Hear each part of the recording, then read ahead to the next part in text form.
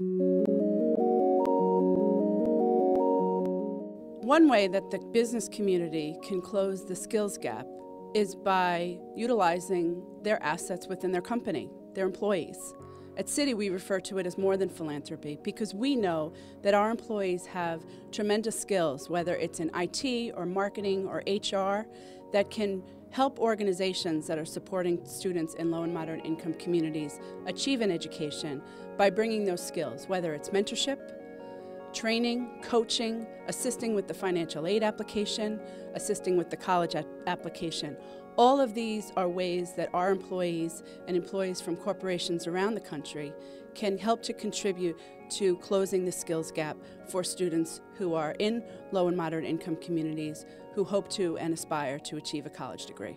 The partnerships with the school systems and education help close the skills gap by providing equity and access to students who do not normally have that.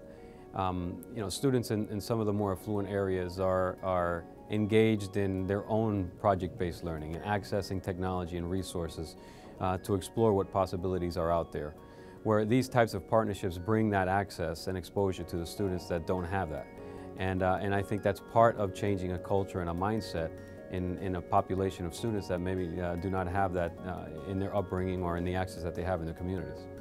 When evaluating and selecting a partnership, I think this is really important. Our organization actually works with cross-sector partners all the time, and they come from all walks of life with various experiences. So I think one of the important things is that it is critical that we're setting the stage. All of the folks that sitting around the table may have a totally different vernacular.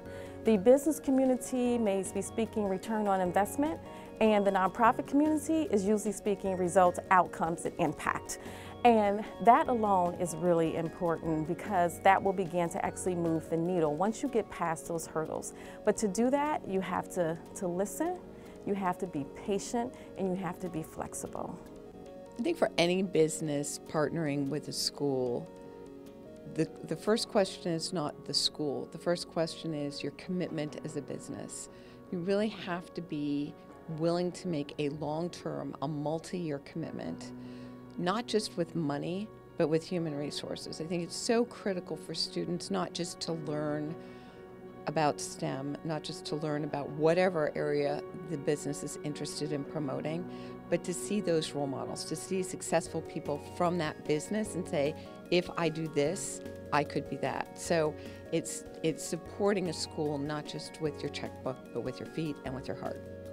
Education for Deloitte is very important because in any year we'll hire roughly 17,000 college graduates every year. And we noticed a number of years ago that there was going to be a looming shortage in the numbers that would meet our needs due to demographics, due to changes in the makeup of the population in the United States. And that led us to determine we needed to get involved in education. But even more than that, I think business has a social responsibility. Education has been called the civil rights issue of our time. So for purely business reasons, to some of the things I outlined, the need for talent, as well as the social responsibility issues, I think it's imperative for business to get involved in education and doing our part. Partnerships are critical in closing the skills gap. Here in Virginia, where my program operates, we have engaged in the standards of learning or standardized testing since about 1995. We create students that do a great job at spitting out the answers to Virginia history or specific answers to geometry or biology, but they have lost the ability because their teachers don't have the time to impart the soft skills, the presentation, the inquiry-based learning, the flexibility, the team building, the leadership skills. That's one role that businesses can play in their partnership in showing teachers and students that those skill sets are required once they enter the work world. And in fact, they really should be required within an educational setting. The other thing is to have businesses to be able to integrate with students and teachers at any level. It shows all of those populations where their students are going, what skill sets are going to be needed, and how they're going to have to use them. And that also really changes the curriculum and how it's delivered so that students and teachers have a better understanding of what they're going to have to do in the future. When College Summit is evaluating potential business partnerships, we are looking for business partners who can bring tremendous value to our students. We partner with Citi Foundation. They have a deep commitment to breaking down the financial barriers that the young people face. Well, the young people face those day in and day out. Their parents face those barriers.